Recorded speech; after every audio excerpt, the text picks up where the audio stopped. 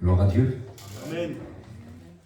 Je réfléchissais sur la chaise pendant que les cantiques étaient chantés, me réjouissant de cette bonne présence de Dieu que nous avons ce soir. Amen. Le Maître est ici, il n'a-t-il pas dit, 2 ou 3 unis en mon nom, je serai. Il est. Je suis au milieu de vous. Le grand je suis. Celui qui était, celui qui est et celui qui sera. Celui qui ne change pas. Il est toujours le même hier, aujourd'hui, éternellement. Son nom, c'est le Maître Jésus. Ce merveilleux Jésus, envoyé de son Père, le Fils unique du Père, Fils unique de Dieu. Tout l'amour du Père envoyé sur la terre pour bénir les hommes et les femmes. Il y a un passage de la Bible qui me trouble, qui me donne à réfléchir, c'est celui-ci. Au jour du bonheur, sois heureux. C'est beau ça, hein? Au jour du bonheur, sois heureux. Or, nous savons très bien, vous le savez très bien, que le bonheur, c'est quelque chose d'éphémère sur la terre, qui ne dure pas toujours. Et je rencontre souvent des gens, et parfois on entend parler des gens même très très proches, qui disent « Tu te souviens comme c'était bien avant? Qu'est-ce qu'on était bien? Qu'est-ce qu'on était heureux ?» Et souvent les gens en parlent avec nostalgie, se souvenant. Et pourtant, quand on les regarde de plus près, on se rend compte qu'ils ont tout pour être heureux. Non, mais le tout qu'on a fabriqué, le tout qui est naturel, n'a rien à voir avec le surnaturel. Ce qui peut rendre toujours heureux, c'est le surnaturel. Amen. Et voyez-vous, ça nous laisse beaucoup de souvenirs. Le bonheur d'ici-bas, ce n'est pas vraiment ce qu'il faut. Il nous faut un bonheur qui a à la base de l'espérance. Une espérance durable. Et surtout, cette espérance, c'est une foi dans une personne qui n'a jamais perdu de combat et qui n'a jamais menti. Il dit la vérité, parce que c'est un vainqueur. Amen. Souvent, le mensonge sert pour ne pas perdre. Mais Dieu ne ment pas, car il ne perd jamais. Et nous devons baser notre espérance sur Dieu. Il dira au jour du bonheur, sois heureux, mais au jour du malheur, réfléchis. Mais à quoi tu vas réfléchir? Tu ne peux même pas réparer ce qui est cassé. À quoi tu vas réfléchir? Alors, il nous laisse une réflexion alors. Réfléchir. C'est-à-dire que je sais que dans la parole de Dieu, il y a celui qu'on appelle le réparateur des brèches et celui qui est loin de force et d'esprit pour guérir ceux qui ont le cœur brisé. Quelle importance. Réfléchis. Réfléchis parce qu'il y a une voie, il y a une proposition, il y a un remède, il y a une solution. Une solution, elle porte un nom, Jésus. Amen. Jésus faisait des miracles. Il a rentré dans des maisons où la détresse était grande, où le malheur était là, où les gens écoutaient, même s'ils étaient pauvres, même s'ils étaient riches, il n'y avait rien qui changeait, ni leur richesse, ni leur pauvreté pouvait changer quoi que ce soit dans leur détresse. Rien. Mais Jésus est entré parce qu'il l'a laissé rentrer. Puis il n'entre jamais pour rien. Parce que lui, il peut donner ce que personne ne peut donner, puis il offre tout gratuitement parce que le miracle ne peut pas être payé. Vous n'avez quand même pas payé celui qui a créé l'or. Le miracle ne se paye pas. Amen. Le miracle se reçoit. Amen.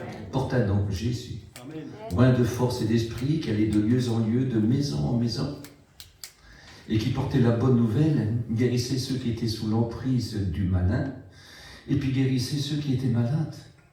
Et il faisait tout à merveille, écoutez, il parlait à merveille, parce que ce que sa bouche disait, son bras l'accomplissait. La vie, c'est vrai, n'est pas toujours simple. La vie est remplie d'embûches, oui. C'est une vie de combat. Il faut oser le dire, vous savez, demander à un roi qui est assis sur un trône si la vie n'est pas une vie de combat. Il vous le dira. Demandez au riche qui a des grandes responsabilités et qui a des grands biens. Demandez-lui si la vie n'est pas un combat, il vous dira « oui, c'est un combat ». Demandez au pauvre si la vie est un combat, il vous dira « oui, c'est un combat ». Demandez aux plus instruits comme aux plus ignorants si la vie n'est pas un combat, il va dire « oui, c'est un combat ». Puis on ne sait pas ce que demain peut nous arriver. Oui, c'est un combat. Il y a toujours un moment où on a peur, il y a toujours un moment où l'homme réalise qu'il perd pied et qu'il ne peut plus rien faire. Qu'importe ce qu'il est. Une armée puissante, ce n'est pas ce qui délivre de la détresse ni du malheur. La pauvreté, la misère, la maladie, ce n'est pas ce qui délivre aussi. Ce n'est pas la poche pleine ni la poche vide qui fait la différence. C'est celui qui peut faire des miracles et des prodiges. Celui qui est partout avec nous, qu'on soit dans un désert, qu'on soit dans un château, qu'on soit tout seul ou qu'on soit au milieu d'une foule nombreuse, qu'on soit suivi par une cour immense. Écoutez, même si des milliers de personnes nous entourent, quand le cœur est brisé, on se sent souvent bien seul, parce que 1000 personnes ne peuvent pas toujours répondre à nos problèmes. On peut avoir les plus grands scientifiques de la Terre qui ont écrit les plus grands livres, n'ont pas de solution.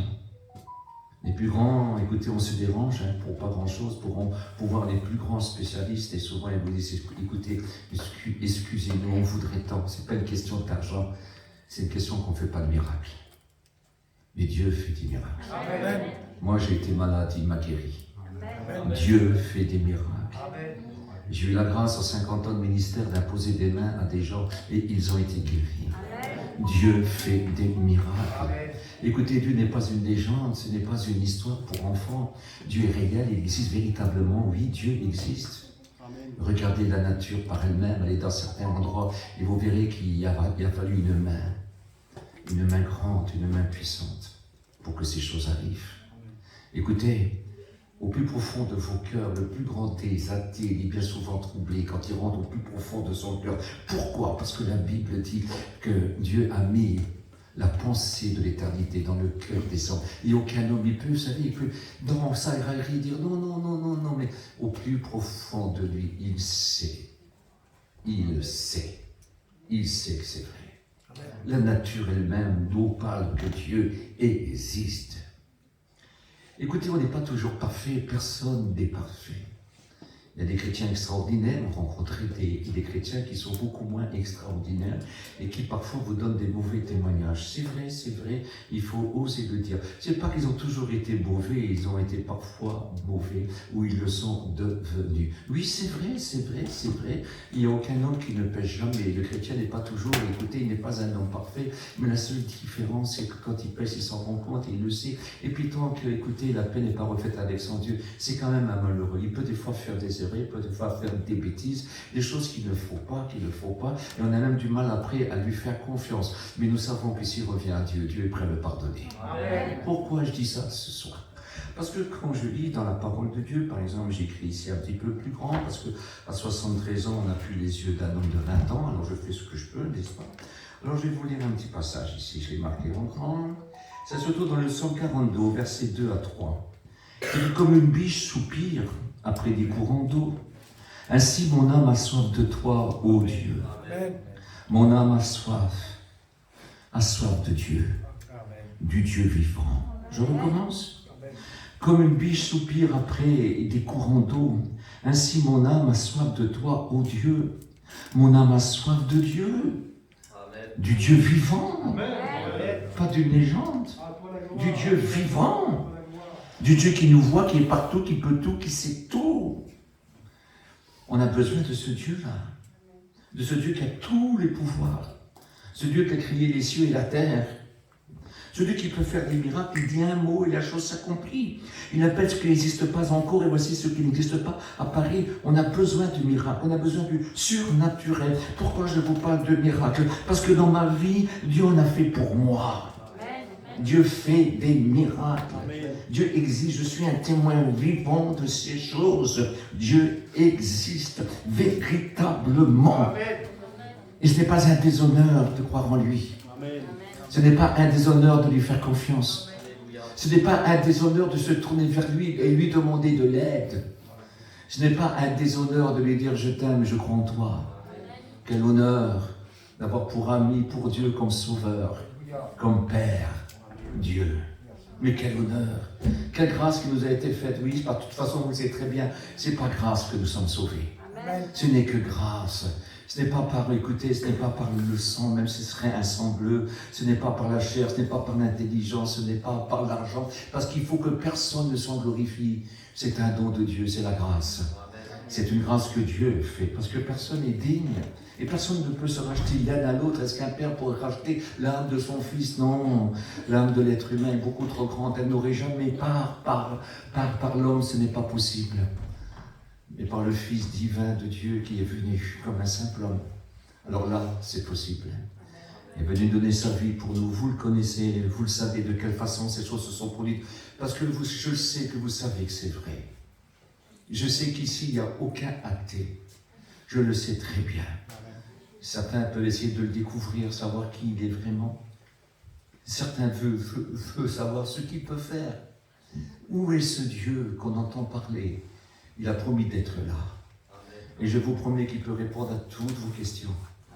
Il en est capable. Je voudrais vous dire ici que vous n'êtes pas plus indigne que moi. Si quelqu'un n'est pas encore converti, écoutez, il n'est pas plus indigne que moi. Je recommence. Le vendu n'est pas plus indigne que moi, parce que moi j'étais indigne et c'est pas grâce, c'est par un cadeau de Dieu que je suis sauvé. Car Dieu a tant aimé, m'a tant aimé qu'il a donné son Fils unique, afin que quiconque croit en lui ne périsse point, mais qu'il ait la vie éternelle. Ce que je voudrais vous faire comprendre quand j'ai parlé de moi, le vrai texte c'est que Dieu a tant aimé le monde,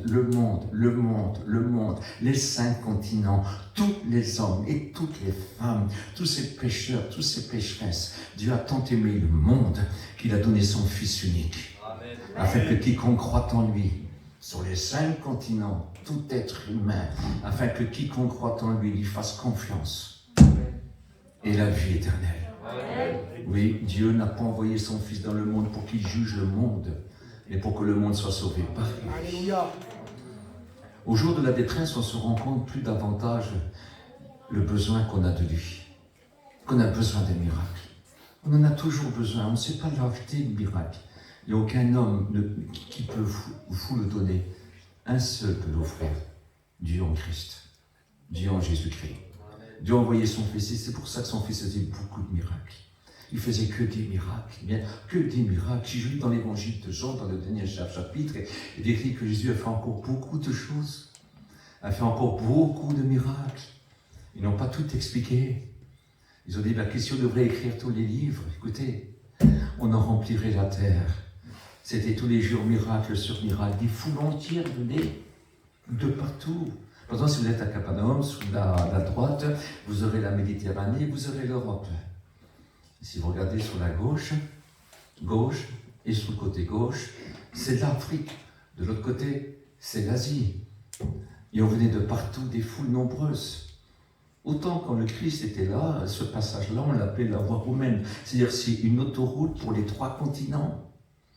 Et ça passait à volonté, et des foules nombreuses, parce que sa renommée devenait grande, parce qu'il bénissait, pardonnait et guérissait gratuitement. Tout le monde. Et si vous saurez ce qu'on emmenait, on emmenait des aveugles qui leur ouvraient les yeux. On emmenait des sourds, ils entendaient. On entendait des muets, ils les faisait parler. On emmenait des infirmes, ils marchaient. On emmenait des lépreux, ils étaient purifiés. On emmenait, écoutez, des démoniaques, ils étaient délivrés, ces malheureux. Et puis il ressuscitait les morts. Il marchait sur l'eau. Il aurait pu faire marcher sur l'eau qui il voulait. Il a rassasié avec un petit repas, là. Écoutez, qui servait aux petits orphelins, ou aux veuves pendant les temps de crise et de guerre. Et avec ça, une fois, il a multiplié. Et écoutez, il a rassasié 5000 personnes sans compter les femmes et les enfants. C'est-à-dire une ville entière. Puis il aurait pu... Est-ce qu'on a ramassé des restes? 12 paniers pleins. Encore plus dans les restes que ce qu'il y avait au début. Le petit repas d'un orphelin ou d'une veuve en temps de guerre ou de famine. Et c'est le temple qui offrait cela. Les autres jours, ils s'offraient en travail à faire n'importe quoi pour un petit crouton. Et je me souviens que le repas de ce petit orphelin qui a écouté parler Jésus et qui a dit il faut donner à manger à toutes ces foules. Il a proposé ce qu'il avait.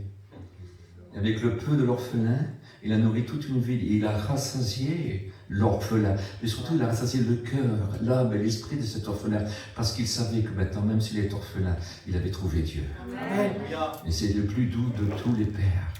Peut-être que tu souffres de solitude, mais je te propose le meilleur de tous tes amis, le meilleur des pères, le meilleur des frères, le meilleur ami, celui qu'on appelle Jésus-Christ. Si tu voudrais l'accepter, si tu voudrais, tous ceux qui l'ont reçu, vous savez ce qu'il a fait? Il leur a donné le pouvoir de devenir enfants de Dieu. Il permet, il est écrit que Dieu est fier, qu'il n'a pas honte d'être appelé Père et qu'il n'a pas honte de les appeler ses fils. C'est extraordinaire, non? C'est extraordinaire. Comme une biche soupire auprès des courants d'eau, ça c'est quand c'est la famine. C'est une bête qui a besoin de boire. Elle ne pense plus à rien d'autre, vous savez. Elle ne pense plus à rien d'autre. Elle veut boire. Elle a soif, parce que c'est maintenant, elle sait que ça dépend de sa vie. Elle sait qu'elle va mourir de soif. L'eau manque et l'herbe manque. C'est ça, la famine. C'est pour ça que quand il tombe de l'eau, ne vous plaignez pas trop, ne faites pas comme moi. Quand il tombe de l'eau, soyez quand même contents, ça vous servira bien pour demain. Croyez-le. Et cette petite bête-là, alors elle soupire, elle est malheureuse. Et puis là, qu'importe si elle doit mourir, vous savez, elle prend tous les risques. Hein. Parce que quand on s'approche du courant d'eau, quand on cherche de l'eau, quand une bête cherche de l'eau, elle va rencontrer toutes sortes de prédateurs aussi. Mais quand même, sa vie est en danger. Elle ne pense qu'à ça. Un jour, c'est un homme qui s'approche vers un homme de Dieu qui prêchait l'évangile, qui connaissait depuis sa jeunesse, et puis que, écoutez, cet homme-là se convertissait jamais. Et à chaque fois, il le voyait, mais comment il faut faire pour rencontrer Dieu? Comment il faut faire pour être sauvé? Et l'autre, c'était un ami qui connaissait depuis tout le temps, puis comme il y a justement une petite rivière là, il l'a pris, puis il a mis la tête en dessous de l'eau. Il a tenu un instant, puis il l'a relevé. Il dit, quand tu désireras Dieu, comme tu désires de l'air, tu le trouveras. C'est-à-dire quand tu le désireras avec ton cœur. Il dit, je me serai trouvé par celui dont le cœur est contrit, le cœur est brisé. Et voyez-vous, il y a un moment dans la vie, on sait qu'il n'y a plus rien. J'ai rencontré des inconvertis. Je dis, pourquoi inconvertis? Parce que j'étais inconverti aussi. Et quand je dis inconverti, je ne dis pas quelqu'un qui ne croit pas en Dieu. Je ne dis pas quelqu'un qui n'aime pas Dieu non plus. On peut être inconverti et avoir des sentiments quand même pour Dieu. On peut être inconverti et parfois lui demander de l'aide et du secours. Est-ce que c'est vrai? C'est une réalité. C'est une réalité. Mais seulement il faut mieux, vous savez, ne contentez-vous pas de prendre une pomme sur un pommier. Si vous avez tout l'arbre, vous aurez toutes les pommes. Il faut mieux prendre Dieu tout entier. Je vous promets. Je vous promets.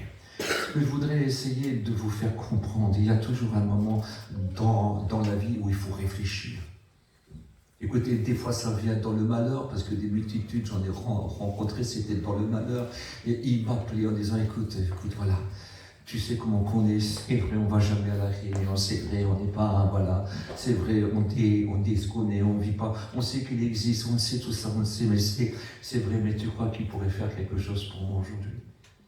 Mais je dis, mais bien sûr. Amen. Il attend que ça. Amen. Il a dit, je ne me détournerai pas, je ne chasserai pas celui qui vient à moi. Amen. Je ne jetterai pas dehors celui qui vient à moi. Amen. Il dit, mais bien sûr. Et je priais. J'ai jamais ressenti une force qui est sortie de moi. Rien ne sort de moi. Je prêche et je chante et je prie au nom de Jésus. Amen. Et la force sort de Jésus. Un jour, une force est sortie de Jésus. Jésus dit, quelqu'un m'a touché. C'était une femme qui était malade depuis 12 ans, qui était riche, qui dépensait tous ses biens pour être guérie. Parce que plus rien ne comptait, que sa guérison. Et elle ne guérissait jamais. Au contraire, ça allait de pire en pire. Mais elle est venue, elle a touché Jésus. Et quand on touche Jésus avec le cœur, c'était avec la foi, c'était avec son cœur, c'était avec son âme. Quand on cherche avec son âme, mon âme soupire après Dieu. Amen. Après le Dieu vivant, soupire votre âme. Tout serait l'importance. Que servirait-il à un homme de gagner le monde s'il perd son âme? Et avec quoi le lui rendra-t-on? Mais comment qu'il pourrait faire? Il ne peut absolument rien faire, mais si notre âme cherche Dieu. Amen. Vous savez, on ne le fait pas avec ça. On le fait avec l'âme. Avec le raisonnement, on se trompe. Mais avec le cœur, avec de tout son cœur, de tout son âme, quand on cherche Dieu, véritablement, mon âme soupire après toi comme une biche soupire après l'eau quand il en manque, quand elle est en danger de mort. Et je vous propose quelque chose qui est plus grave que le danger de mort, qui est beaucoup plus dangereux. Écoutez, ça existe, c'est vrai, je vous promets, ça existe, c'est l'enfer. Mais personne de vous est obligé d'y aller. Et Jésus a dit que l'enfer est réservé pour le diable et ses démons. Pour vous, Dieu a donné Jésus pour vous sauver. Il a dit qu'il est la porte du ciel. Il a dit, je suis le chemin, la vérité, la vie. Nul ne vient au Père que par moi. Tu peux être sauvé. Écoute, tu peux être sauvé. Je ne suis pas plus grand que vous. Je n'ai pas plus de valeur que vous. J'ai été estimé à la même valeur que Dieu vous estime au prix de Jésus-Christ, son Fils. Ce n'est pas pour rien qu'il est sur la croix, c'est pas pour rien qu'il a été fouetté, c'est pas pour rien qu'il a été écouté, qu'il a été défiguré, ce n'est pas pour rien, ce n'est pas pour rien, ce n'est pas pour rien. C'était afin que si tu crois en lui, le jugement qui nous donne la paix est tombé sur lui. On mérite l'enfer, les portes auraient été grandes ouvertes pour nous, mais voici que si tu vas à Jésus, il ferme les portes de l'enfer pour toi. Amen. Il te sauve. Tu méritais l'enfer, mais à cause de ta foi en Jésus-Christ, tu mérites le ciel. Amen. Parce qu'il a payé la rançon. Ce n'est pas par de l'or, ni de l'argent, ni de la pauvreté, écoutez. Ce n'est pas par de l'or, ni de l'argent, ni par des choses périssables que nous pouvons être sauvés de la vaine manière héritée de nos ancêtres. Mais c'est par Jésus-Christ comme un agneau sans tache et sans défaut, préparé avant la fondation du monde, et puis manifesté ce soir pour vous, aujourd'hui pour vous, parce que le message est toujours le même. Il n'y a pas d'autre nom, c'est marqué dans les Actes des Apôtres, chapitre 4, verset 12, pas d'autre nom qui fut donné sous le ciel par lequel nous puissions être sauvés que le nom de Jésus. Amen. Quel beau nom, ça signifie sauveur, sauveur, sauveur. Tu peux remplacer Jésus par sauveur. Et tu peux même dire, si tu le veux, mon sauveur. Amen. Mon sauveur. C'est la plus belle de toutes les prières. Mon sauveur. Parce que s'il est ton sauveur, c'est qu'il t'a sauvé, c'est que tes fautes sont pardonnées, c'est que tu es digne d'aller au ciel. Tu peux être digne d'aller au ciel parce que quelqu'un a payé pour toi. Écoutez, c'est ton avocat et c'est celui qui paye pour toi. C'est celui qui a subi le châtiment que je méritais, que tu mérites, que chacun de nous mérite. Tu as le droit d'être sauvé. Je recommence. Tu as le droit d'être sauvé. Amen.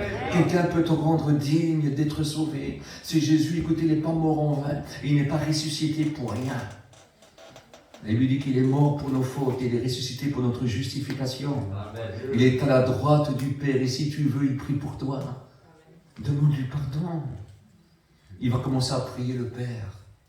Et quand il va prier le Père sait très bien qu'il a envoyé son Fils pour te sauver. Il va dire, tu sais un tel, il te connaît depuis l'éternité. Car Dieu, écoutez, ne traverse pas les temps, il est le temps. Il est dans tous les temps en même temps. C'est ça Dieu. Et il te connaît par ton nom. Et puis si Jésus intercède pour toi, la Bible dit qu'il intercède pour toi et constamment Dieu voit son Fils recouvert de sang. Recouvert de ses plaies, recouvert de sa souffrance quand il est sur le bois de la croix. Pour toi, il l'a envoyé pour cela. Le châtiment qui te donne la paix est tombé sur lui. Et ça, il le sait. Alors quand Jésus prononce ton nom, Dieu ne peut que dire sauve-le, bénis-le, guéris-le, délivre-le, viens à son aide. Et un jour, je t'enverrai, tu iras chercher, tu m'emmèneras ici avec moi pour toujours avec toi dans le ciel. Amen. Voilà ce que le Seigneur veut. Écoutez, je ne vous prêche pas de la religion. Hein. Moi, je ne prêche pas de la religion. Moi, parlez-moi pas d'un pasteur. Hein. Parlez-moi pas d'un curé ou d'un imam ou d'un rabbin. De tout ce que vous voulez. Hein. Ça ne m'intéresse pas. Il y a un seul sauveur. Amen. Jésus-Christ. Amen. Ça, c'est le sauveur. Ça, c'est pas de la religion. C'est Dieu avec nous. Parce qu'il s'appelle aussi Emmanuel, qui signifie Dieu avec nous. Amen. Dieu avec nous, Sauveur. Le Sauveur Dieu avec nous. Notre salut est divin. Nous avons été estimés au prix divin. Ça a coûté cher, vous savez. Ça a coûté cher. Hein. On ne peut pas estimer d'un plus grand prix. Dieu ne s'achète pas. Alors Dieu s'offre. Je recommence. Amen. Dieu ne s'achète pas et ça ne se mérite pas. C'est par grâce. Amen. Alors Dieu s'offre. Et Dieu a offert son Fils, semblable à Dieu. Il fait qu'il est l'image du Dieu invisible. L'empreinte de sa personne, le reflet de sa gloire. La Bible dit, possédant toute la plénitude de Dieu, il n'a pas hésité un seul instant à être comme une proie à arracher. Il sait tout faire pour que nous vivons. Il est ressuscité pour rendre notre salut possible. Amen. Il a vaincu véritablement nos péchés. Il dit que le salaire du péché, c'est la mort. Oui, mais Jésus est venu. Et il a donné sa vie pour nous. Mais il est ressuscité. Il a vaincu la mort. Il est venu pour toi. Il est venu pour vaincre ta mort. Mort signifie séparé, séparé, séparé, séparé. Et surtout séparé de Dieu. La mort spirituelle, la mort physique, ce n'est pas grave. C'est un bon débarras. Quand mes yeux se fermeront ici, je les ouvrirai près de mon Père dans les cieux. Un bon débarras, la mort physique. Mais la mort spirituelle, c'est l'enfer éternel. Et je sais que si vous êtes là, c'est parce que vous savez que c'est vrai. Réfléchissez. Réfléchissez. Dieu nous aime véritablement comme un père aime ses enfants, et encore plus. Je sais que chacun de vous est capable de donner leur vie pour leurs enfants, mais ça ne suffira pas. Ça ne suffira pas. Alors Dieu a voulu que Dieu offre sa vie, il a offert son Fils unique.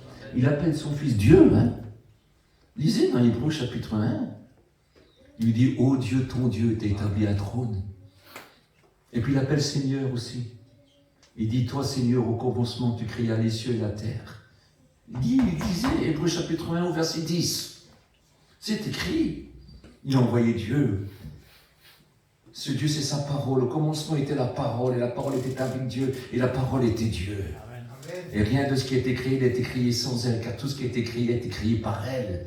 Jean chapitre 1, à partir du verset 1. Quelle importance! Quelle importance il a envoyé Dieu! Quelle garantie! Amen. Dieu ne peut mentir. Et Dieu ne peut pas perdre. Il est le chemin, la vérité et la vie. Écoutez, quelle importance! Et j'ai marqué ici un passage de l'Homme 141 au verset 12. Regardez si c'est beau. Je connaîtrai que tu m'aimes si mon ennemi ne triomphe pas de moi. Je recommence. Je connaîtrai que tu m'aimes si mon ennemi ne triomphe pas de moi. Alors je voudrais essayer de vous parler un petit peu. Oui, c'est vrai qu'on peut avoir des ennemis terrestres, des hommes qui veulent nous faire du mal. Mais nous savons que quand Dieu apprécie les voies d'un homme, il dispose même favorablement ses ennemis à son égard. Il peut vous protéger. La plus belle des protections, pourquoi je dis ça ce soir? Je ne sais rien du tout. Mais la plus belle des protections, c'est Dieu. Écoutez, tout est possible à Dieu. C'est un bouclier puissant, vous savez. Quand il est devant vous, sans menace, sans cri, sans faire du mal à qui que ce soit, vous pouvez traverser le feu, n'importe quel feu qu'un homme pourrait vous mettre, si Dieu est avec vous. Vous êtes un vainqueur. Alors, c'est pas vraiment sur ça que je voulais vous parler, mais tout simplement vous dire ceci. Je connaîtrai que tu m'aimes si mon ennemi ne triomphe pas de moi. Qu'est-ce que ça veut dire? Écoutez, nous avons des ennemis, c'est marqué dans Ephésiens 6 à partir du verset 10. Ça s'appelle le diable et ses démons, parce qu'ils existent. Ils existent. Bientôt ils iront en enfer. L'enfer est préparé pour eux. Ils existent. Vous n'êtes pas obligé de les écouter. Quand on ne sait pas, on ne sait pas. On est berné. On est trompé. On est égaré. On est aveuglé, on est pratiquement innocent, on ne sait pas. Et on est pris par ça parce que c'est la mode. On est pris par ça parce que ceux qu'on aime est comme ça. Et on est pris par ça et on ne sait pas, et on ne sait pas, et on ne sait pas. Et l'évangile est voilé. La Bible dit si l'évangile est voilé pour ceux qui périssent, pour ceux dont le siècle, dont le prince de ce monde, dont Satan a aveuglé l'intelligence afin qu'ils ne voient pas briller l'image du Fils de Dieu. Lisez 2 Corinthiens chapitre 4 au verset 4. C'est marqué. Mais seulement on écoute l'évangile, et quand l'évangile est prêché, et quand l'évangile est accepté, le voile est ôté. Amen. C'est ce que la Bible dit. Alléluia. On sait après. Il y a une solution. Écoutez, je ne vous parle pas par connaissance, je vous parle par expérience. Ça fait 50 ans que je suis chrétien. Je sais ce que j'étais. J'ai 73 ans, j'avais 21 ans. Je sais ce que j'étais. Je sais ce que j'étais. Je n'étais pas plus pécheur qu'un autre, mais quand même un pécheur. À 21 ans, on n'est pas un super crack, vous le savez très très bien. Il faut des relations et beaucoup d'amis pour être un super crack. Moi, ce n'était pas le cas, vous savez. J'étais plutôt un solitaire, un abandonné, j'avais rien du tout. Mais j'ai fait ce que j'ai pu pour vivre et essayer d'être heureux. Mais j'ai rencontré Jésus. Amen. Il m'a accepté. Je n'ai pas fait des grandes choses, mais si j'aurais eu le courage, croyez-moi, j'aurais tout fait. Ah, j'envie tous ces grands gangsters là, mais j'arrivais pas à en être même pas la moitié d'un. Mais mon cœur aurait bien voulu avoir toute une troupe et faire n'importe quoi. Mais j'ai rencontré Jésus-Christ. Et j'ai plus besoin de troupe. Et je fais plus n'importe quoi. Il est avec moi. C'est beau, non? Écoutez, il existe. C'est pas une légende, c'est vrai. Dieu existe, comment vous le dire? Comment vous le faire comprendre? En 76, je suis tombé malade, et bien malade. Puis j'étais là, triste, malheureux. Je prêchais l'évangile. Et puis j'étais dans cet hôpital, je dis, c'est pas possible, j'avais honte même. Je dis, peut-être je vais m'en aller, peut-être je vais mourir, et puis et voilà, j'ai ma femme, j'ai mes enfants, mais qu'est-ce que je vais faire? Et puis je voulais pas mourir.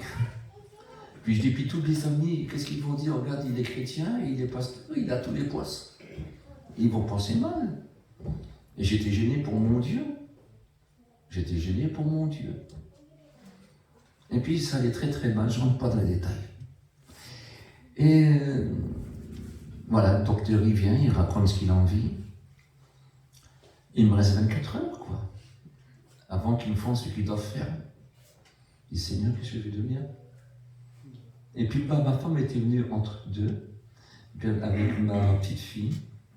Et puis elle m'avait emmené ma Bible, parce que ça, c'était un livre que je lisais nuit et jour. Avec 1000 peines, j'arrivais à mettre ma main sur la page de Deutéronome.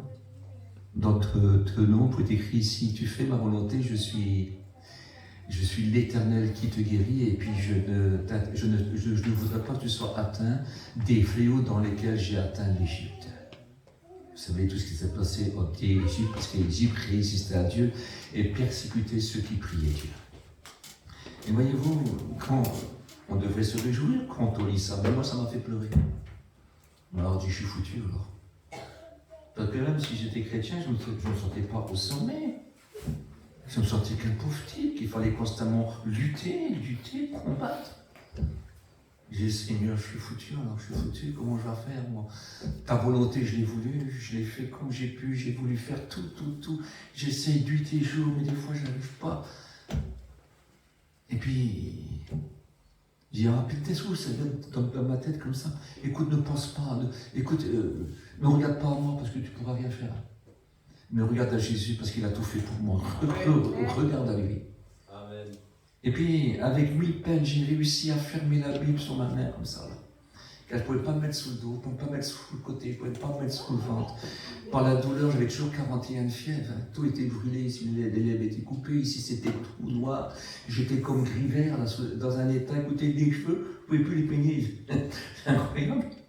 Et puis je transpirais, je maigrissais, écoutez, je ne rentre pas dans tous les détails. En 76, ce n'était pas comme aujourd'hui. Vous savez, il n'y avait pas les instruments pour vous soigner comme vous soignez aujourd'hui. Et je me suis endormi.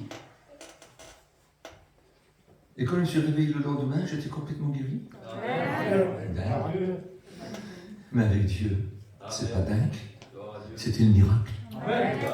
Le docteur ne comprenait rien. Je dis, bon, je m'excuse, je me lève, je m'en vais. Je suis parti. Depuis 76, ça fait quelques années, non? Hein? Et je suis là, avec vous. Amen. Dieu est merveilleux. Si vous savez qui est Dieu, si vous pourrez connaître ce Dieu-là, le rencontrer. Frère, écoutez que tu t'es éloigné, je crois. Je le crois. Qu'il y en a quelques-uns qui se sont éloignés. On peut aller à la réunion 3 fois par semaine, avoir le cœur éloigné. Mais le Maître te reprend, te rappelle. Tu peux revenir. Amen. Reviens en demandant pardon. La repentance s'appelait à Dieu. Vous savez que la repentance, c'est ce que ça veut dire? C'est un amer regret. C'est-à-dire, ça sera refaire, Seigneur, je ne le referai plus. Parce qu'il y a des choses que vous ne pourrez pas rien faire. Hein. Ce qui est fait. Hein. Et vous ne pourrez rien effacer, vous. Mais rien, absolument rien. Mais si vous regrettez, vous dites à Dieu, Seigneur, je regrette. Ça sera refaire, tu sais, je ne le referai plus. Seigneur, quel remords. Qu'est-ce que je regrette, ça plaît à Dieu. Et tu dis que Jésus me sauve. Jésus. Tu le répètes 1000 fois si tu veux. Ça signifie sauveur. Mais si tu pourrais rajouter mon Jésus. Amen. Mon sauveur. Amen. C'est un sauveur qui vient toujours dans la détresse. Il vient toujours. Amen. Et il veut venir aujourd'hui. Amen. Je te promets. Si tu ne t'es jamais converti, pourtant tu es une brave personne. Tu es gentil, tu es accueillant, tu es charitable, tu es poli, tu es scruté. Mais si tu t'es jamais converti, ça ne suffit pas. si tu t'es jamais converti, tout en sachant même que c'est vrai, il n'est pas trop tard. Écoute, il n'est pas trop tard. Tu as le droit d'être sauvé. Tu n'es pas obligé de te perdre. Volontairement. Quand on ne sait pas, on ne sait pas, mais maintenant tu sais. Les Bible dit qu'ils sont donc inexcusables parce qu'après avoir entendu parler, ils n'ont pas cherché. C'est marqué dans le livre des Romains. Quelle importance, ils sont donc inexcusables. Mais si tu viens à lui, tu es excusable. Tu es pardonnable. Et Dieu veut te pardonner, mais je te promets, c'est gratuit. Tu ne pourras pas le payer. Parce que tu es riche, ça suffit. Parce que tu es pauvre et malade, que tu as que des misères, que tu as connu que des souffrances. C'est pas ça qui peut te sauver. C'est Jésus-Christ. C'est le seul et unique sauveur, il n'y en a pas d'autre. Il est écrit dans la première épître de Marc, tu lui donneras le nom de Jésus. Donne le nom de ton sauveur. Il dit que c'est Jésus. Il te sauvera. Il me dit qu'il peut sauver parfaitement tous ceux qui s'approchent de lui. Et voyez-vous, Dieu le veut, parce qu'il est écrit que Dieu veut que tous les hommes soient sauvés et que toutes les femmes soient sauvées. Il veut que le monde entier soit sauvé. Il veut que tu sois sauvé ce soir. Il le désire véritablement. Écoutez, si mes mots pourraient suffire, s'il faudrait, je ne sais pas moi, je voudrais tant, mais c'est ta part à toi. Moi, je l'ai fait il y a 50 ans. J'ai fait ma part. Et j'ai donné ma vie à celui qui avait tout payé. Parce que lui, il a fait sa part. Jésus a fait sa part. Il t'attend. Écoute, il l'a dit partout, sur toute la terre. Je veux que cette bonne parole soit prêchée. La bonne nouvelle. L'évangile, c'est la bonne nouvelle. Amen. Il a dit partout, je veux que cet évangile soit prêché. Parce qu'il veut sauver tous les hommes. Et j'aime parler de Jésus-Christ, moi. Je l'ai vu tellement agir. J'ai vu tellement faire des belles choses. Puis qu'est-ce qu'il est gentil. Ce serait la gentillesse. La gentillesse. J'ai vu des hommes qui étaient détestés par leur péché. Ils étaient haïs par le péché. Oh, si les gens n'auraient pas eu peur d'eux. Vous savez que les gens font des bons sourires aux méchants. Mais quand le méchant meurt, ils font... C'est marqué dans la Bible, c'est pas moi qui le dis. C'est marqué. J'ai vu des multitudes de gens. J'ai eu l'occasion de rencontrer même des gens très importants comme les Gypsy Kings. Vous savez que je vis souvent dans leur famille. Vous savez qu'ils sont malheureux. Il y a des riches dedans, vous savez. Si vous connaissez Nicolas, des gens très très riches, très très riches, très très riches, très très riches. Il n'y a pas de salle ici en France pour les accueillir. Il faut qu'ils vont en Amérique, au Venezuela, dans des salles immenses, immenses, immenses. Très riches, très riches, très riches. Ils sauraient qu'ils sont malheureux. Ils ont des contrats par-dessus la tête, ils ne savent plus s'en sortir. Ils sont coincés. Et puis je prie avec eux, je ne voudrais pas changer ma vie avec eux, ils sont dépressifs. Moi j'ai la paix. Et je suis immensément riche. Même si les poches, ils arrivent à 1/10. Mais je suis bien content. Je ne manque de rien, absolument de rien. Amen. Écoutez, je suis nourri de grâce particulièrement parce que c'est Jésus-Christ qui est avec moi. Il ne me nourrit pas, mais il rassasie mon âme. Et qu'en l'intérieur, quand l'âme est rassasiée, quand on en a assez, quand ça suffit, c'est beau, parce que ça enlève tout de soucis. Ça. Quand ça te suffit, ça tue le souci. Quand ça ne te suffit pas, tu es pauvre. Même si tu aurais 1 milliard, tu veux 2 milliards, tu es dans le besoin d'1 milliard. Mais si tu as le Seigneur, qu'est-ce qu'il est riche. Parce qu'il apporte la joie, il apporte la paix, il apporte une certaine sécurité. Bien sûr qu'il y a des combats. Mais c'est des combats pour lui. C'est des combats pour lui être fidèle. C'est des combats pour continuer à l'aimer. Ce n'est pas toujours simple, on n'est pas toujours compris, on est des fois rejeté, on est des fois accusé, des fois on nous blasphème, des fois on veut même nous frapper, je vous promets que c'est vrai. Mais on répond avec douceur, on répond avec gentillesse. Ils savent qu'on est inoffensif, ils savent qu'ils peuvent nous faire ce qu'ils veulent, on leur dira jamais plus haut que leur nom, on leur dira que Jésus les aime et que nous on doit les aimer. Parce qu'il est écrit, tu aimeras ton aimé, tu le pardonneras. Tu oublieras ce qu'il t'a fait. Tu le béniras. Gloire à Dieu. Et même plus loin, vous savez ce qu'il dit ? Tu ne réclameras même pas ton bien, celui qui s'en empare. Alors l'ennemi est tranquille avec nous. Hein. Nos ennemis sont tranquilles. On est des braves gens qui montrent Jésus-Christ.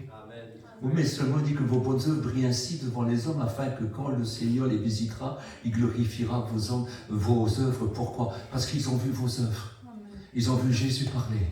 Et quand ils ont vu Jésus agir. Et quand Jésus leur parlera, alors ils diront oui, parce qu'ils savent ce que c'est. Ils l'ont vu. C'est beau le beau témoignage, non? Amen. Et si tu aurais perdu ton témoignage, il n'est pas trop tard.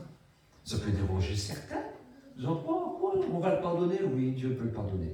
Amen. Dieu veut pardonner. Amen. Moi, j'ai un fils qui me fait pas mal de misère. Mais je le pardonne. Amen. Parce que c'est mon fils. Et Dieu veut vous pardonner. Non. Et je vais vous dire une chose, sans vexer personnel.